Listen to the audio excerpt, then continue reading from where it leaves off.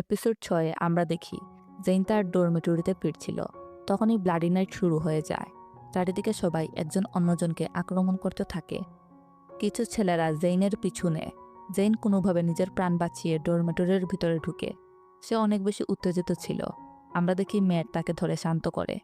তারপর যখন তারা ভিতরে যাচ্ছিল, বাকি ফ্রেন্ডরাও চলে আসে। মিয়া জেইনকে দেখে স্বস্তি পায় আর বলে, থ্যাংক গড তুমি ঠিক আছো। ভ্যানেসা জেইনকে জিজ্ঞাসা করে, আমরা তো একটা টিম, তাই না? তাহলে তুমি কেন সবসময় একা একা সব করো আর নিজের জীবন বিপদের মধ্যে ফেলো? তোমার যা মন চায় তাই করো। ম্যাট বলে উঠে, এখন এসব বলার সময় না। তখন জেইন বলে, ভ্যানেসা ঠিকই বলছে, আর ক্ষমা চায় এবং বুঝতে পারে তার স্বার্থপর আচরণ তাদের জন্য টেনশন তৈরি করছিল। তারপর মিয়া আর ভ্যানেসা তাকে জড়িয়ে ধরে। জেইন বলে, এই জায়গা যতই নরকের মতো হোক, তোমরা আমার সাথে আছো, এটাই যথেষ্ট। তারপর জেরম জেইনকে জিজ্ঞাসা করে, দেব কি তোমার সাথে ছিল? জেইন বলে না। জেরম বলে, তাহলে সে কোথায়? মিয়া বলে, সে এখনো ক্লাস থেকে ফিরেনি, আমাদের তাকে খুঁজতে যেতে হবে। ভ্যানেসা বলে, কিন্তু এখন কিভাবে যাব? ব্লাডি নাইট শুরু হয়ে গিয়েছে। মিয়া তাদের জোর দিয়ে বলে, দেবকে খোঁজার জন্য।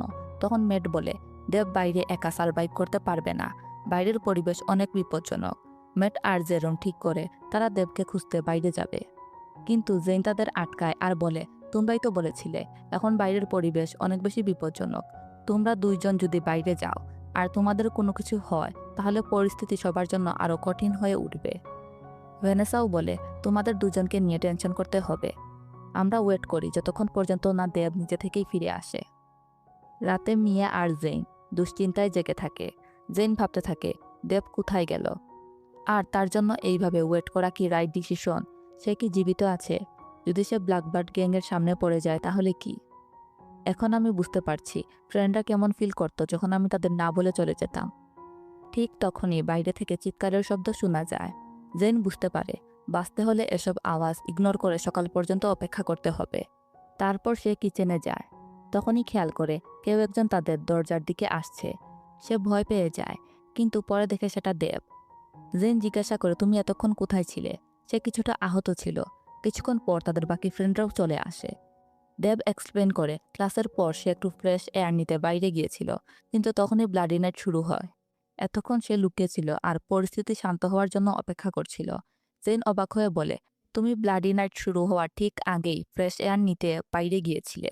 তুমি কি পাগল নাকি? দেব সরি বলে ঘুমাতে চলে যায়। জেন অবাক হয়ে সবাইকে বলে, সিরিয়াসলি, সে ফ্রেশ এয়ার নেওয়ার জন্য ব্লাডি নাইটে বাইরে গিয়েছে। সেই ভালো জানে সে কি বলছে। মিয়া বলে, তার মতো তুমিও ভালো করে জানো সে কি বলছে। এখন তুমি বুঝতে পারছো কেমন লাগে যখন তোমার কোনো ফ্রেন্ড ব্লাডি নাইটে বাইরে যায়। সকালে সবাই তাড়াতাড়ি রেডি হচ্ছিল। মিয়া বলে, আমাদের দেরি হয়ে যাচ্ছে। জেইন বলে, ওভার অ্যাক্টিং বাদ দাও, আর আমরা চাইলে এই ক্লাস ফাঁকি দিতে পারি, কারণ ক্লাস তো মাত্র 30 মিনিট হয়। মিয়া বলে, এই ক্লাসে আজকে একটা এক্সাম আছে। জেইন পুরোই চিল মুডে থাকে আর বলে, সত্যি কি এক্সাম ছিল? তখনই ম্যাট সবাইকে গুড মর্নিং বলে। আমরা দেখি সে রান্না করছিল আর বলে, যেহেতু দেরি হয়ে গিয়েছে কিছু খেয়ে যাই। তারপর ভ্যানেসা বলতে থাকে, আমরা যদি ফেল করি তাহলে টপ 10-এ যেতে পারবো না, আর এখান থেকে বের হতেও পারবো না। জেইন মনে মনে ভাবে, আমি তো ভুলেই গিয়েছিলাম, তারা যদি এক্সামে ভালো না করে তাহলে টপ 10-এ আসতে পারবে না, আর এই জায়গা থেকেও কোনোদিন বের হতে পারবে না। টপ 10-এ আসি বা না আসি, আমরা সবাই এখান থেকে অবশ্যই বের হব। আমরা দেখি ম্যাট জেইন এবং বাকি ফ্রেন্ডদের ফেভারিট একটা ডিশ তৈরি করে, যেটা দেখে সবাই অনেক বেশি খুশি হয়ে যায়। তারপর দেব বলে, বসার জন্য টেবিল সেট আপ করি। জেইন বলে, আমি তোমাকে সাহায্য করছি। জেইন দেবের পাশেই ছিল আর কিছু একটা ভাবছিল। দেখে মনে হচ্ছিল সে তাকে সন্দেহ করছে। ব্রেকফাস্টের সময় জেরম বলে, ইউনিভার্সিটির এ ধরনের এক্সামে কি কেউ পাশ করে? সিরিয়াসলি গাইস, এখানে এক্সামে পাশ করার চেয়ে ব্লাডি নাইটে সার্ভাইভ করা অনেক বেশি ইম্পর্ট্যান্ট। দেবও তাকে সাপোর্ট করে, কিন্তু এটা শুনে ভ্যানেসা বলে, ঠিক আছে, তাহলে ফেল করার পর আমাদের কাছে এসে কান্নাকাটি করো না। জেইন খাবার টেবিলে শান্তভাবে বসে খাচ্ছিল। এটা দেখে ম্যাট জিজ্ঞাসা করে, খাবার কি ভালো হয়নি? জেইন বলে, খাবার খুবই ভালো হয়েছে, তুমি একজন ভালো কুক। তাদের এই হালকা রোমান্টিক মোমেন্ট দেখে বাকিরা মজা নিতে থাকে।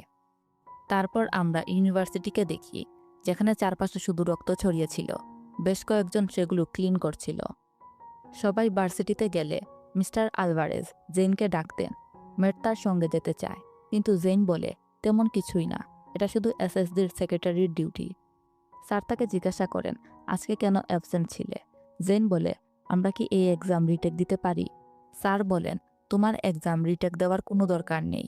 তোমার গ্রেড যেন খারাপ না হয় সেটা আমি দেখব। জেন বলে, এটা শুনে আমার ফ্রেন্ডরা অনেক বেশি খুশি হবে। তারপর স্যার জিজ্ঞাসা করেন, তোমার সেক্রেটারির ডিউটির কী খবর? জেন বলে, হেল, মানুষের সাথে রিলেট করতে পারা অনেক বেশি কঠিন, বিশেষ করে যাদের মেন্টালিটি আমার মতো না।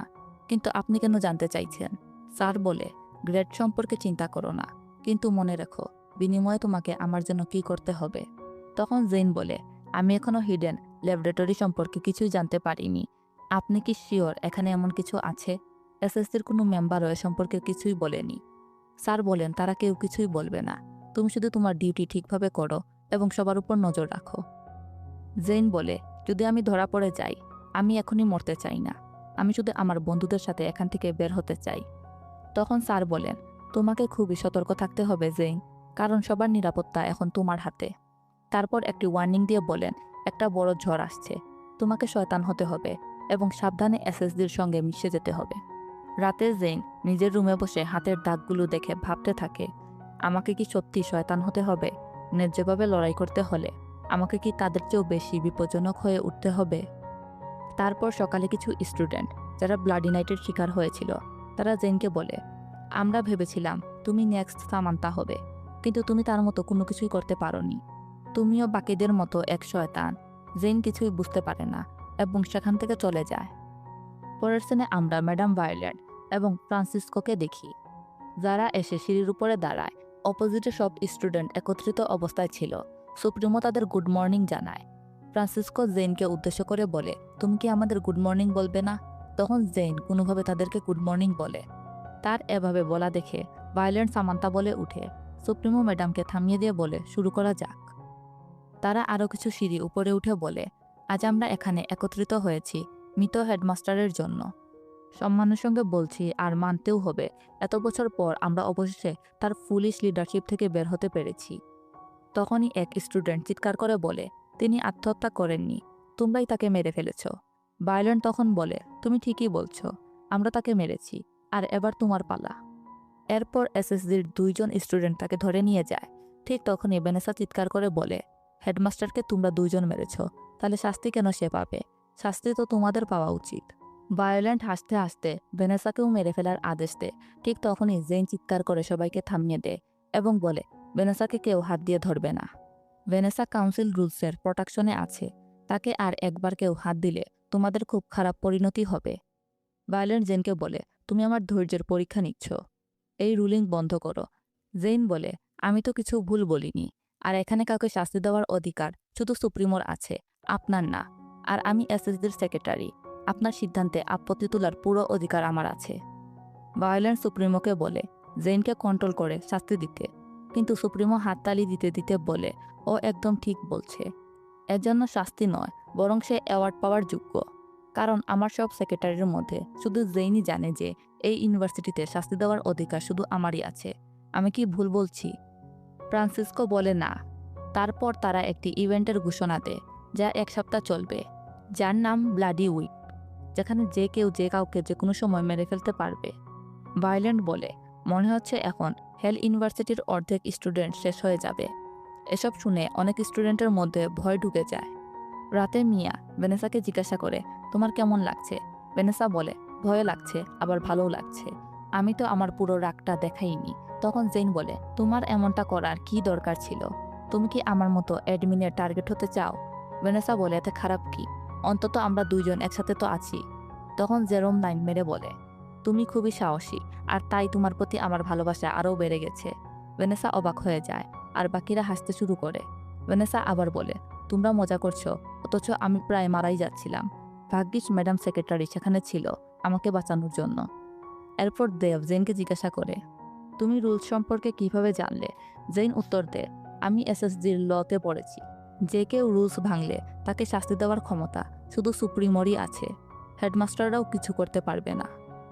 এরপর জেইন জানায় যে মিস্টার আলভারেজ স্যার বলেছে যে তিনি তাদের গ্রেডের খেয়াল রাখবেন, কিন্তু কেউ তেমন কোনো রিয়াকশন দেখায় না। জেইন জিজ্ঞাসা করে, তোমরা কি খুশি নও? মেট বলে, আমরা জানি তুমি হেল ইউনিভার্সিটির সিক্রেট জানো। আর এখন তুমি এখান থেকে বের হতে পারবে না। জেন অবাক হয়ে জিজ্ঞাসা করে, তোমরা এসব কিভাবে জানো? জেরোম বলে, আমরা তো ফ্রেন্ড, অবশ্যই বুঝবো তুমি আমাদের কাছ থেকে কিছু লুকাচ্ছ। জেন বলে, আমি আমার সর্বোচ্চ চেষ্টা করব যাতে তোমরা সবাই এখান থেকে বের হতে পারো। জেরোম বলে, আমরা ডক্টর কুইজনের ফর্মুলা সম্পর্কেও জানি। ভেনিসা বলে, যদি আমরা এখান থেকে বের হতে পারি না তাহলে একসাথে সবাই এখানে থাকবো। ম্যাট বলে, হ্যাঁ, আমরা কেউ কাউকে ছেড়ে যাব না, সবাই একসাথে এসেছি, একসাথেই যাব। যদি মরতেও হয় তাহলে সবাই একসাথে মারা যাব। জেন মনে মনে বলে, আমি কাউকেই মরতে দিব না। তারপর জেন ক্লাসের দিকে যাচ্ছিল, তখনই হুডি পরা এক মেয়ে তাকে হার্ডলেস বলে দৌড় দেয়। জেনও তার পিছনে। মেয়েটি জেনের দিকে পিঠ দিয়ে বসেছিল আর কাঁদতে থাকে আর বলে, তুমি চাইলে অনেক কিছু করতে পারতে, কিন্তু তুমি কোনো কিছুই করনি, তুমি ভীত। জেন বলে, আমি সামান্য একজন সেক্রেটারি, আমি চাইলেও কিছুই করতে পারবো না। মেয়েটা বলে, ও কিভাবে পেরেছিল? আমি ভেবেছিলাম তুমিও পারবে, তুমিও সামান্তার মতো হবে। তখন জেন বলে, এই সামান্তাকে, আর সবাই কেন তাকে আমার সঙ্গে কম্পেয়ার করছে? জেন বলে, সে কি আগে এসএসডির সেক্রেটারি ছিল? তারপর মেয়েটি বলে, আমার সাহায্যের দরকার। তখনই সে পিছনে ঘুরে দাঁড়ায়। তখনই আমরা দেখি মেয়েটার সম্পূর্ণ শরীর নষ্ট হয়ে যাচ্ছে। আসলে তাকে এবং আরও কিছু স্টুডেন্টকে টেস্ট সাবজেক্ট বানিয়ে এক্সপেরিমেন্ট করা হচ্ছে। সে বলে, তারা আমাদের ইউজ করে একটি সিরাম তৈরি করার চেষ্টা করছে। জেন জিজ্ঞাসা করে, তারা কি তোমাকে ল্যাবে নিয়ে গিয়েছিল? তুমি কি জানো সেই ল্যাবটা কোথায়? মেয়েটা তাকে সতর্ক করে বলে, আমার মতো হতে না চাইলে ওদের পথে যেও না। জেন জোর করতে থাকে তাকে ল্যাবের লোকেশন বলার জন্য, কিন্তু মেয়েটা সেখান থেকে ভয় পেয়ে চলে যায়। তখনই আমরা দেখি নিকি সেখানে আসে। সে জেনকে সতর্ক করে বলে, স্যার এলভারেজ থেকে দূরে থাকো। জেন জিজ্ঞাসা করে, তোমার এতে কি? নিকি বলে, তুমি খুবই বোকা। এরপর জেন তাকে ধাক্কা দিয়ে সেখান থেকে চলে যায়। পরের সিনে জেন শাস্তি হিসাবে ক্যাফেটেরিয়া পরিষ্কার করছিল। তখনই সুপ্রিমো আসে। সে তাকে বলে, তুমি পার্টিতে খুবই ভালো কাজ করেছ, তবে আবার কখনো অ্যাডমিন বা আমার সঙ্গে ঝামেলায় জড়িও না।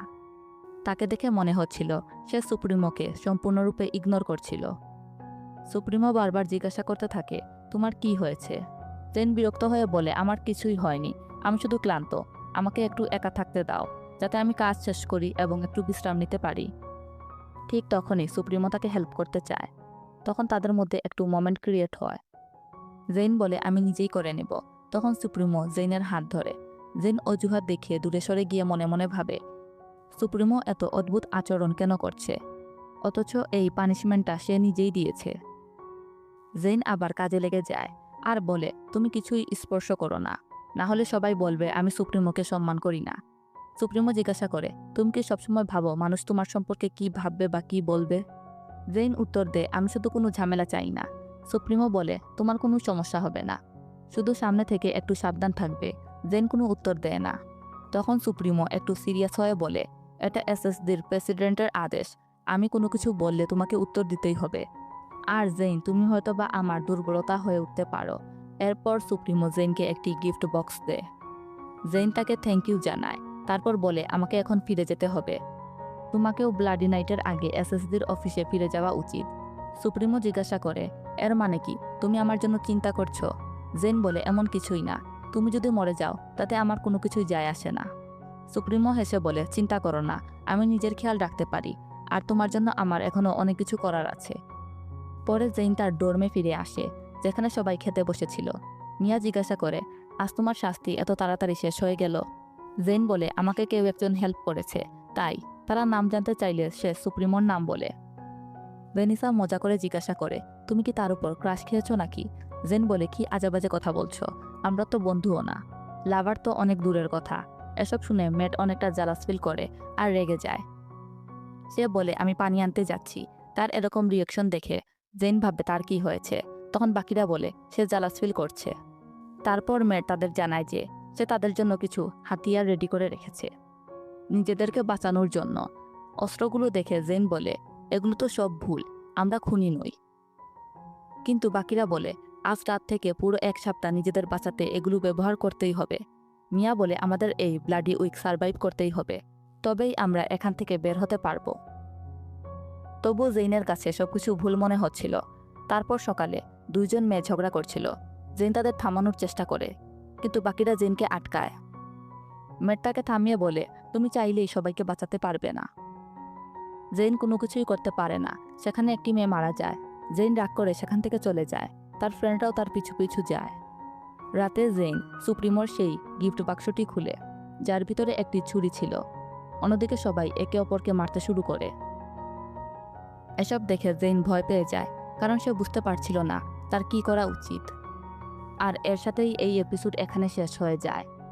নেক্সট এপিসোড সামনের শুক্রবারে রিলিজ হবে। রিলিজ হওয়া মাত্রই আমি আপনাদের জন্য এক্সপ্লেইন করব।